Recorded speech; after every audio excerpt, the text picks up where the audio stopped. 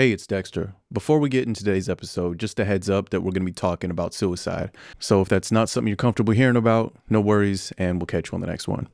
Yeah, Nikhil was a star student. His parents are farmers and he comes from a humble family.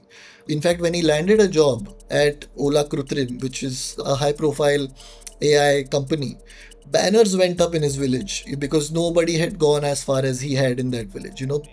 Yeah, banners went up, but then he started working at the company and he realized that the work culture is not what he expected. Parth MN is an independent journalist who recently wrote a piece for the publication Rest of World, and the title of that article is Death of an Indian Tech Worker. It's about Nikhil Samwanchi, a 24-year-old machine learning engineer in Bangalore, a city that some people have nicknamed India's Silicon Valley. His family members told me that he had started working 15 hours a day. His manager was kind of abrasive, which was not something he was used to. He was a very soft spoken, polite sort of a guy. When he had come home for a couple of weeks, he had met his close friend. They caught up, and he basically told him that he's feeling a little lonely in Bangalore and he was considering a move back. But his family and the friend I spoke to said that it was not easy for him to come back and just abandon the job that had brought so much pride to his parents, right? It would have spread a bit of negativity around him in the village, and he would have thought that I've made my parents proud. I can't just leave that and come back. And one evening, he sent a message to his roommate, which read, "Tell my family it was an accident." A few hours later, his body was found in a lake in Bangalore. Tell my family that it was an accident. Yeah. Nikhil was someone that people looked up to. This is a young man from a tiny village who got out and got himself a job at a respected big company. What happened to him there is a really long story and a really sad story, but it's not a unique story. Parth's reporting shows that there is an increasing trend of people leaving poor upbringings only to go die in the big city, and the connection is India's tech industry. I'm Dexter Thomas, and this is Kill Switch, a show about how we use computers and how computers use us. Let's get into it. India has always had a suicide problem. In fact, our suicide rate is more than the global rate. But some of the suicides that have happened in India are largely suicides of farmers due to extreme poverty, climate change, and so on and so forth. India's farmers have been in international news for the past few years. Back in 2020, farmers and unions representing over 250 million people staged the largest protest in recorded human history. You might have seen some of the footage of this, of farmers driving tractors from northern India down to Delhi, demonstrating against proposed laws that they said would make it impossible for them to make a living.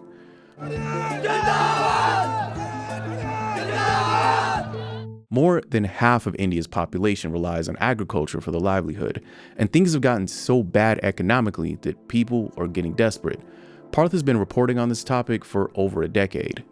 Farmers have been dying by suicide for, especially since the 1990s, in huge numbers. I mean, between 1995 to 2015. More than 300,000 farmers have died by suicide in India. The Indian government has stopped counting, like started data fudging of farmer suicides because the numbers started looking really bad. But the trend has only worsened. Stopped Uh, counting. yeah, they're burying bodies in other columns basically. So there are certain states that will show no farm suicides, but suddenly other suicides, quote unquote, other suicides would have shot through the roof. But I mean, the farmers are not the only profession that is struggling right now. It's also spilled over into so-called white-collar jobs. Parth's reporting takes him to rural villages across India, talking to people who live there about the pressures they're dealing with that lead to this increase in suicides. But recently, he's been noticing another trend outside of the villages and instead in the big cities, specifically in India's tech hubs of Bangalore and Hyderabad.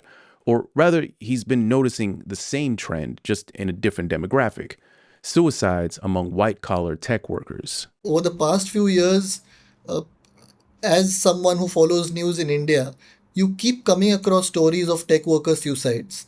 And these are isolated suicides, and then there are maybe Twitter threads and Twitter hashtags that follow for a couple of days, and then it goes quiet for a few more days until there's another suicide. So we've been seeing quite a few of them over the past few years. In fact, when we analyzed the newspaper reports, we found there were 227 tech worker suicides in the last 8 or 9 years, and that's a fairly big number.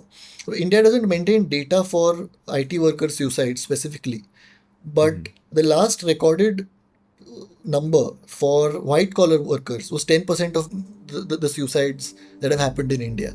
For years in India, the tech industry has been thought of as a path out of the village. Getting out of the farming village, going to a big city, getting into the tech industry, that's the dream for a lot of people. And for a poor person, a tech job in Bangalore could lift your entire family out of poverty. But Parth's reporting is finding that instead, these workers are essentially going to the big cities and dying there. Some of the stories that you come across in newspapers, you see tech worker suicides in, say, IT hubs of Bangalore or Pune or Hyderabad. But when you look at some of the people who have died by suicides, they are not from Bangalore or Hyderabad or Pune. They come from marginalized families, farming families, working class families, and they are sort of looking to, uplift themselves and their families, bring their families out of financial trouble, and basically breaking their back over it. For Nikhil Samwachi, this was the game plan. Since he was a young boy, his family did everything they could to get Nikhil educated so that he could have the opportunities that they never had. His parents had to sell a portion of their farmland and their house to get his son and his elder sister educated. In fact, when he was 9 years old or 10 years old, his father enrolled him in a school which was 40 minutes away from his village because it was an English medium instruction village. And that's something that they wanted him to study in and cultivate naturally if he had to go out and do something that they couldn't do. So his parents worked really hard, very humble family. He worked really hard to get where he had gotten. When Nikhil landed a job at an AI infrastructure company called Ola Kruchum, it was a really big deal. He'd made it. What does it mean for a kid from a rural village to go out and make it in a place like Bangalore? And it's a huge deal. His first salary was 10 times more than what his parents earned from farming.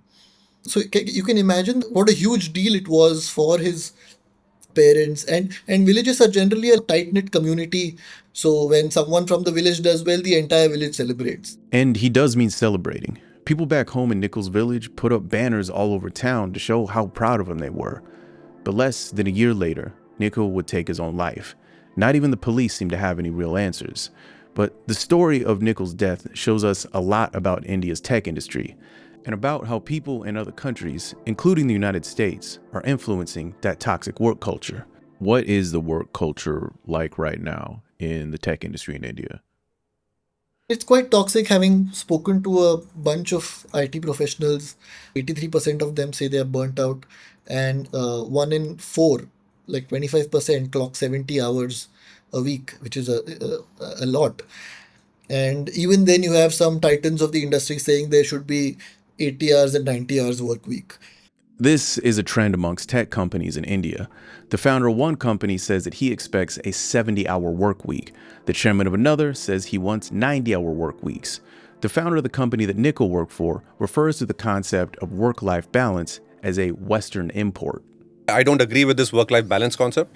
I think that's an outcome of, again, a Western thought process of a post-industrial, of the industrial era. But Interesting. our ethos was never that. That's Bhavish Agrawal, the CEO of Ola, on a podcast in the summer of 2024. On that same show, he said, quote, "I have a strong belief that one generation will have to do penance so that we can build the number one country in the world," end quote. I mean, one tech worker told me that he's worked through the night at some point in his job, got home at 6:30 and still reported back at 10:30. There was Jeez. Yeah, there was one tech worker who told me that these long hours make sure that he has very little time for his family, his health. He started seeing a psychologist because he's no longer in the right frame of mind. One tech worker told me that there's obviously regular unpaid overtime that they have to do. And beyond the stress and psychological pressure, this culture is also having physical effects on the workers in Karnataka. That's the state in India that's home to Bangalore. Bangalore Hmm. is known as the Silicon Valley of India. And in Right. Karnataka, you have a lot of patients looking for organ donations and organ transplants, and a lot of them are tech workers.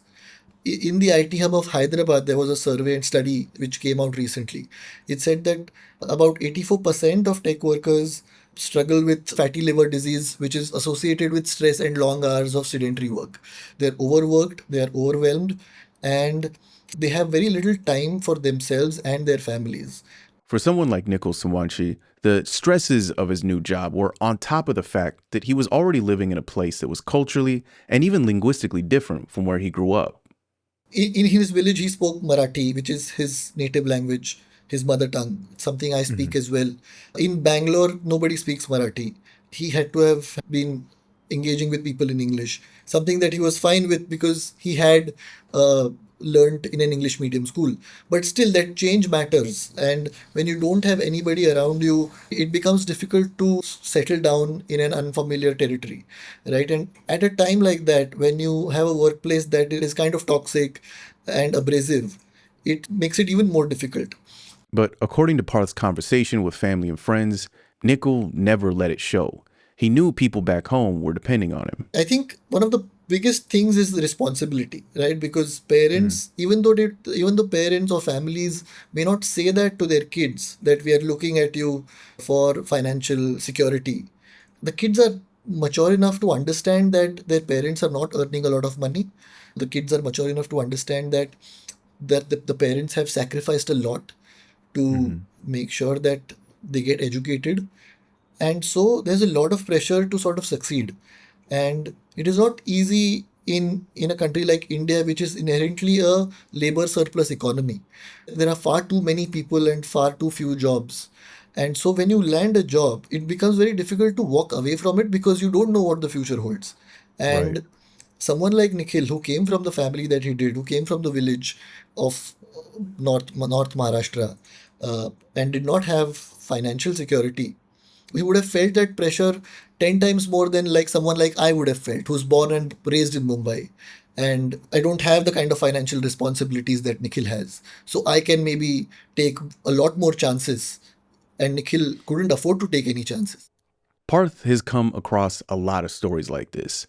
Highly educated college graduates who get stuck in a toxic work environment but feel like they can't leave because they have to provide for their family back home. Or increasingly, people who can't find work at all because there are too many people competing for too few jobs. I read a recent report in Economic Times which said that in this current financial year, the top five IT companies in India have added a net 17 employees, 17 employees, whereas last year it was 17,000. So there's a hiring freeze as well. I'm sorry, can you say that number again? You said Yes, 17? yes. Top IT firms added just 17 staff in 9 months, and hiring has nearly frozen. 17 total Yeah, hires across all those yes. companies. This is an Economic Times report I have in front of me right now. And I met a family of a 20 odd year old tech graduate who was looking for a job, who had been looking for a job for months. He had made his Mm. CV, again, came from a small town.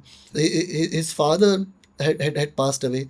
His mother and his grandmother had brought him up by running an iron shop. They would press people's clothes and work as domestic help, and that's how they had raised this boy.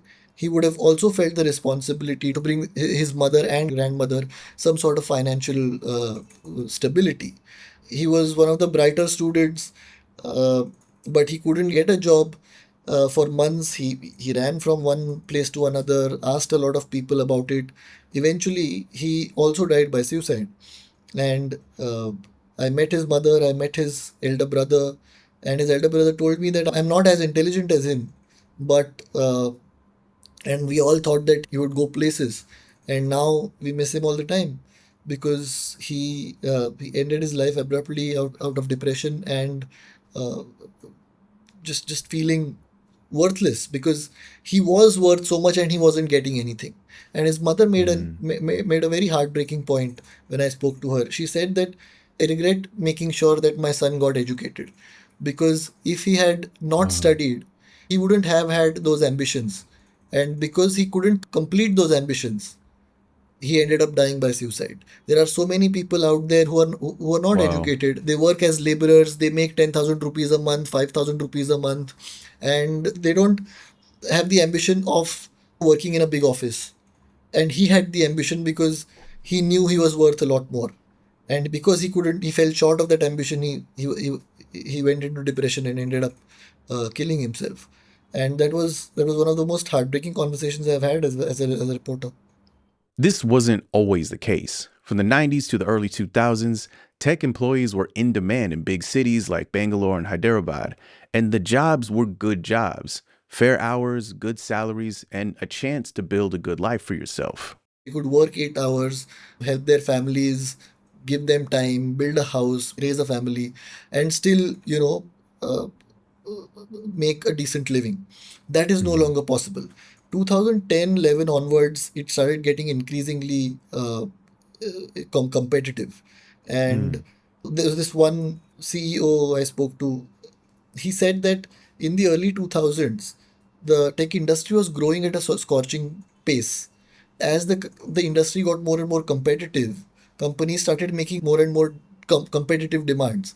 And then that sort of changed the nature of the industry. And over the past, I think, 5 years, especially 6 years, especially since the pandemic, that work culture has become even more toxic. Work from home sort of blurred the boundaries between personal space and office hours, and workers sort of became answerable sort of 24 hours a day.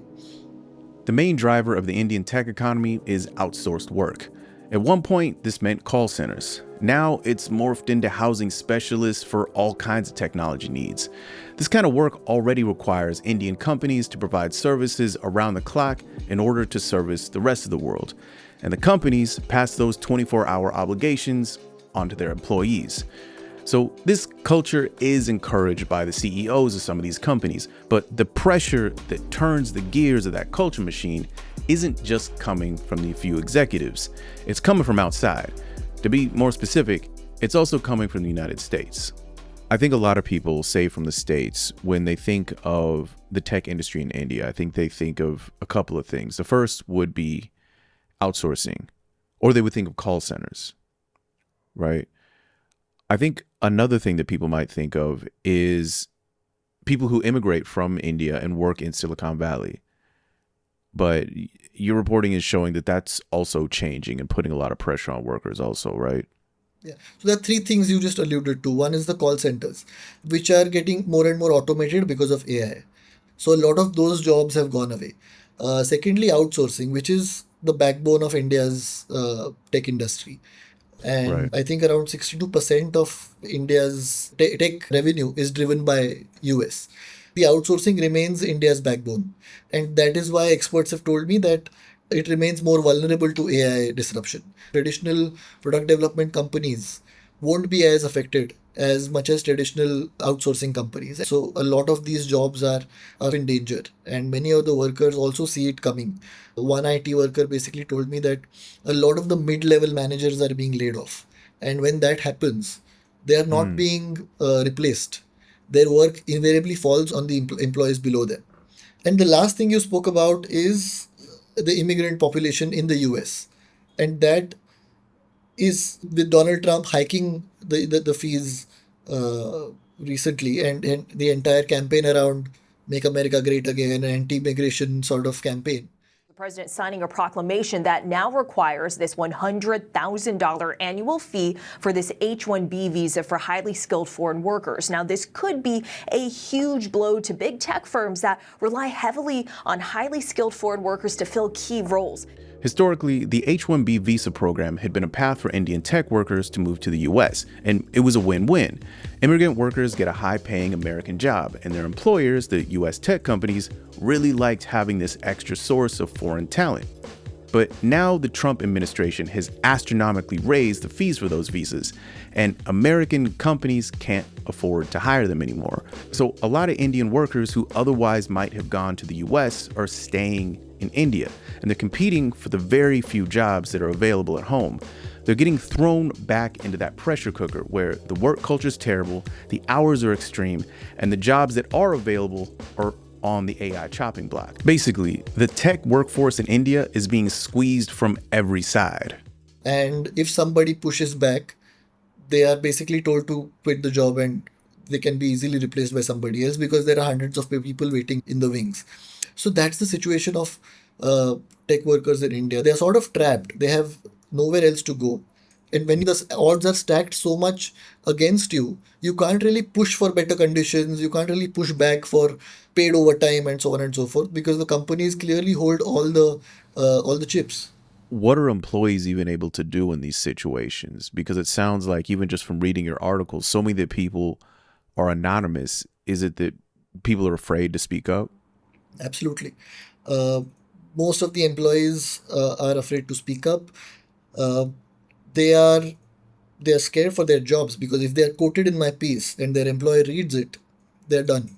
Not only will they lose their job from that employer, they will not get a job anywhere in the industry. Other employers will also find excuses to not employ those people. So they are petrified. I mean, they have very few legal protections. The cases basically drag on for years. So by the time you get any kind of uh, justice, decades have passed. And so there's very little one can do. So a lot of people flatly refused to speak to me, and the ones who agreed, I had to go through some people who already knew me, and they could sort of assure them that this person is a legitimate credible journalist who won't disclose your identity, and that's when they agreed to speak to me. Even the cases of suicides, a lot of family members were reluctant to speak to me because Really? many union leaders told me that they are afraid. Many of them basically sign non-disclosure agreements with the companies. Many of them get paid by the companies through a life insurance policy. According to union leaders, these companies will use corporate insurance policies to compensate the families of the suicide victims. That compensation comes with a catch. And then they're also worried about defamation. The company might drag them to court, and they don't want to get into that. And they don't have the power to sort of take on a company. So many of the families who had lost their loved ones to suicide due to toxic culture, they didn't come forward and speak to me. Even Nikhil's family, his parents didn't speak to me about the company. They said, we don't want to talk about the company. We'll only speak to you on condition of that we speak about my son, and I'd like to remember him. So his parents basically said, we don't want to talk about the company. And that basically tells you how and why these huge multinational companies have been able to get away with this kind of toxic work culture. In response to Nichols' death, Ola, the company, released a statement saying that they were, quote, deeply saddened. With each death, companies put out similar statements, but not all workers are keeping quiet about this. Last year, about 700 tech workers staged a protest in the streets of Bangalore.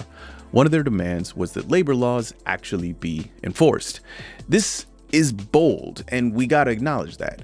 But Parth says that we have to keep that protest in perspective. They do protest, they have taken to streets, but the IT industry employs around 5 million people in India, and some 30,000 are part of the unions. So they are doing what they can in their own way, in their own city. But clearly, not many 5 people. million versus 30,000. Yeah. So, 30,000 people who are part of these unions, it's not a large number, and then they cannot pressurize the employers to make changes in the way they work. Yeah. I mean, that's not even 1%. Yeah, not even 1%. So the union leaders that I spoke to, they are doing their best to mobilize, they're doing their best to pressurize the state governments into bringing some change. But because the numbers are lacking, they're not able to put the kind of pressure. And obviously, the labor laws in India are easily bypassed. The labor codes in India are not very pro worker. So They are sort of squeezed from every direction. So, how do these companies respond? The company that I have reported on refused to comment. There was another case that I have referenced to. They didn't want to comment on that either.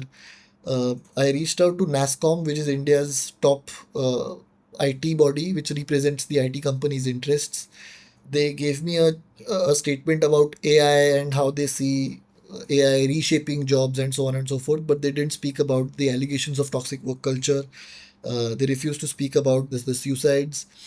Whenever a suicide happens, they release a sort of a the usual statement about being saddened by the loss, and that we are cooperating with the authorities, and we are helping the family, and we are doing our best to create a healthy workplace for our employees and so on and so forth. So they release that customary statement, and that's about it. Even the when I spoke to some of the union leaders, they made a good point. They said that even the police and the law and order machinery is is unable or unwilling to bring these companies to book, because the state is then losing revenue if the company moves to another state. So a lot of the state government authorities, they're also unwilling to take on the large companies whenever a suicide happens. It is very easy for the authorities to say that it could have been personal. But the fact of the matter is, if work culture is contributing to that stress, then it deserves to be investigated. Nobody is saying that it was the only cause for suicides. Whenever tech worker dies by suicide, surely there could be personal reasons. But if a toxic work culture, if that work stress is a contributing factor, then it deserves to be investigated. And that's not happening. When I first read Parth's article, in addition to being shocked at all the horrible details, I was also kind of ashamed that I didn't know about this thing that probably everyone in India is talking about, right? Well, actually, no. Parth says that a lot of people in India don't necessarily realize how widespread this is. It's not that people don't care or that the public isn't paying attention. It's that there are important details that the news isn't usually telling them. There was one thing that I found while reporting this story, was that when I looked at the deaths by suicide of IT workers, most of the reports, news reports, did not mention the company they worked in. You know, and that's so telling. It's one of the basic things that you have to do as a reporter, as a newspaper. You When you mention someone has died by suicide in one company in one city, why can't you mention the name of that company? And many of Right. those and the name of that company, because it would invite bad press, because it would invite bad reputation, the name of that company is invisibilized in many of these news reports. And then when I had to dig further, I had to call the union leaders, and then I had to ask them, this is a report I found, but I don't know what company they were working in. Then they sort of, call their contacts, and they found out which company the suicide happened in. I But mean, this is something you want to know as a potential worker. If I'm applying to somewhere and I'm finding out that this is happening to their workers, there's probably something wrong at that company. I want to know that. exactly, exactly. Many of these news reports do not mention the company, and that just tells you how even the media is not entirely pro worker, and how they are sort of trying to protect the employers.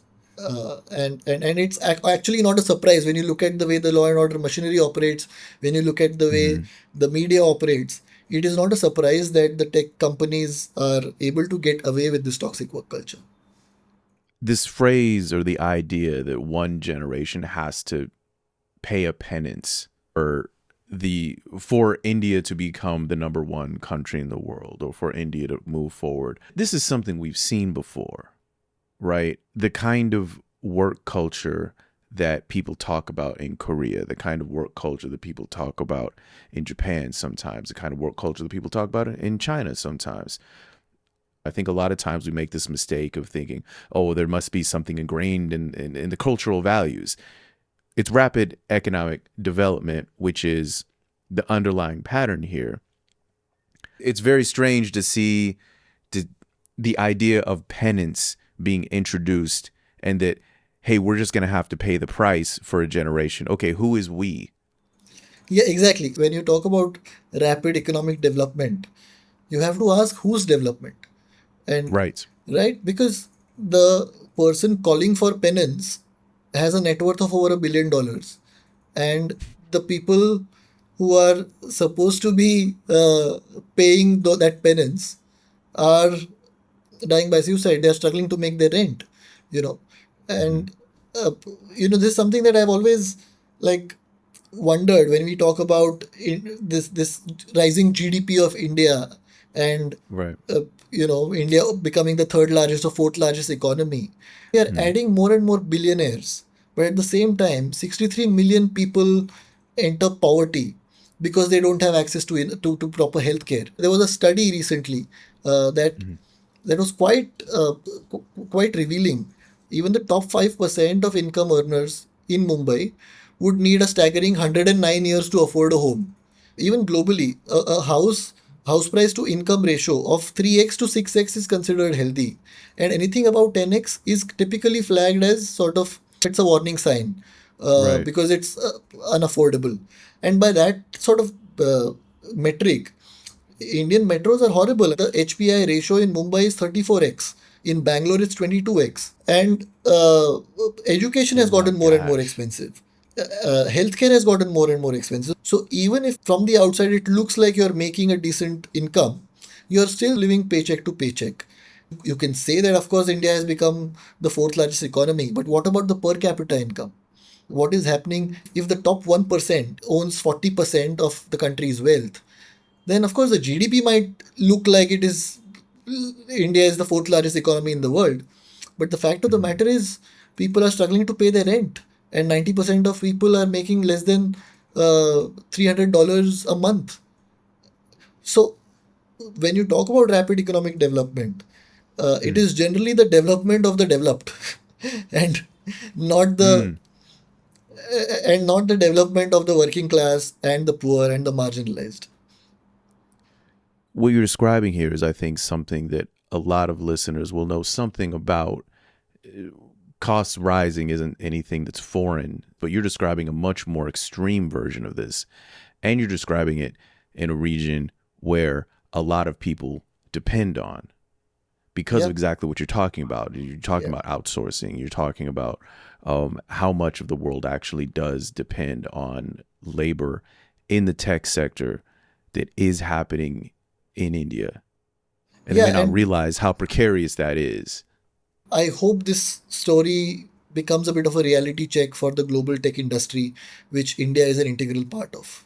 I want to make sure that the tech industry, which is sort of, it's worth $280 billion, it employs 5 million people, and it's got these glittering numbers. There has to be some reality check. There has to be some sense of, that facade has to be broken. What I got from reading Parth's reporting and from talking to him is that maybe sometimes when I read about explosive growth in some market overseas, to maybe stop and ask questions about whose back that growth is built on. Valuations and stock prices and market ratios can only tell you so much. Under all those numbers are people like Nickel and his family. I met his family. They were completely shattered. His father was in tears. His mother had uh, stopped eating. She had become frail. She had to go to the hospital a couple of times. So it was a very it was a very heartbreaking situation when I interviewed them, when I met them. His father, in Mm. fact, told me that there's a photograph of Nikhil in their house, and they have put a sort of a blanket on top of that photograph because when they see him, they miss him. So they can't even bear to see his face on that photograph without really breaking down.